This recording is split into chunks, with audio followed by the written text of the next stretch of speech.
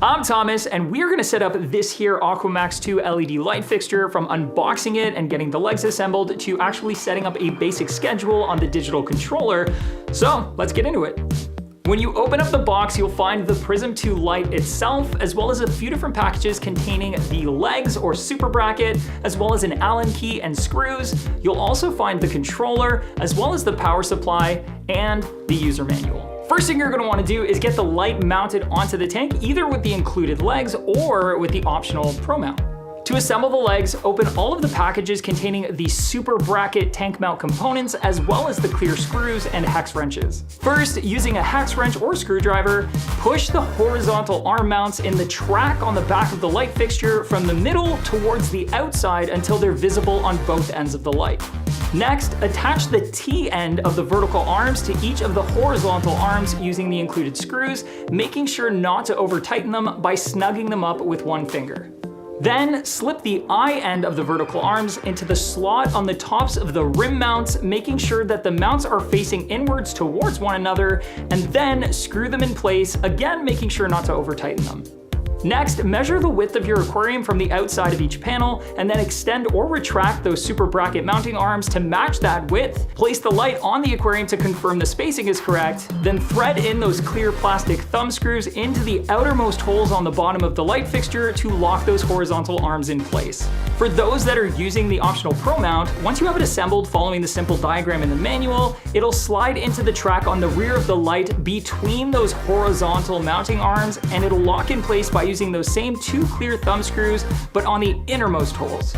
The Pro mount does allow for some height adjustment as well, so you can adjust the spread of the light to better suit your aquarium's width and depth. With the light mounted, you can now attach the cable from the controller and then thread the locking collar down to hold it firmly in place. Next, attach the cable from the power supply to the controller and then plug that cable into power. The controller has 4 buttons on the top. From left to right, they are the OK or select button, the back button, and then the minus followed by the plus buttons.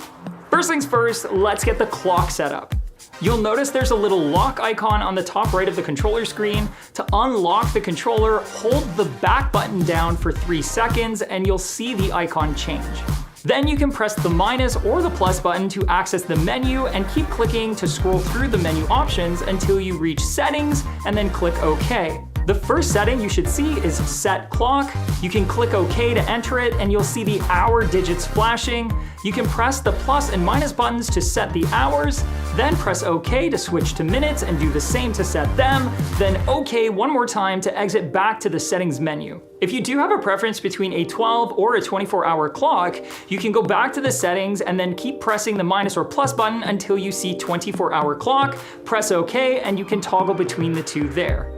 Now that the time is set, we can go ahead and create a lighting schedule, which you can do a custom manual schedule if you prefer, but the Prism 2 also offers a handful of different presets. All of those different presets have their channel and intensity settings along with a graph that you can preview right in the manual so you can get a good idea of what they're going to look like.